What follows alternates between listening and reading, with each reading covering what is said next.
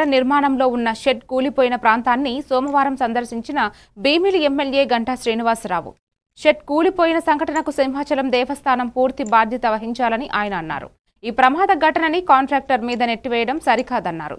ప్రభుత్వం ఈ అంశాన్ని సీరియస్ గా తీసుకుంటుందన్నారు.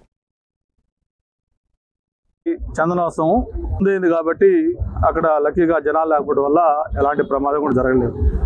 అయితే ఇక్కడ మనం ఒకటి గమనిస్తే మనకి సింహాద్రి అప్పన్నకు సంబంధించి రెండు ప్రధానమైన ఉత్సవాలు ఉన్నాయి. ఒకటి చందనోత్సవం, రెండు గిరి ప్రదక్షిణ. ఇవి రెండు కూడా లక్షలాది మంది భక్తులు వచ్చి స్వామివారిని దర్శించుకొని వెళ్ళే ఒక పవిత్రమైన కార్యక్రమాలు.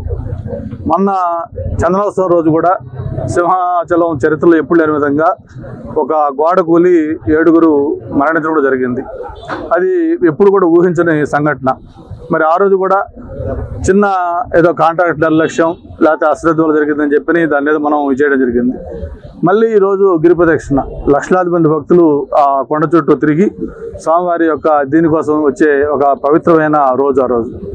అటువంటి దానికి సంబంధించి ఏదైతే ఆ షెడ్ నిర్మాణం ఉందో ఆ షెడ్ కూడా కూలిపోవడం జరిగింది. ఇక్కడ నేను అధికారులను ఒకటే కోరుతా ఉన్నాను. ఈరోజు దేవస్థానానికి పెద్ద యంత్రాంగం ఉంది.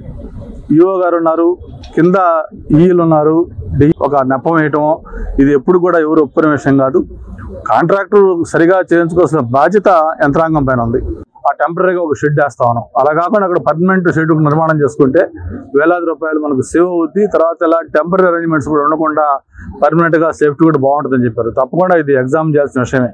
నేను అధికారులతో కూడా మాట్లాడతాను. ఒక పర్మనెంట్ షెడ్ కూడా నిర్మాణం చేసుకుంటే బాగుంటుందని చెప్పడం కూడా తెలియజేసుకుంటా ఉన్నాను.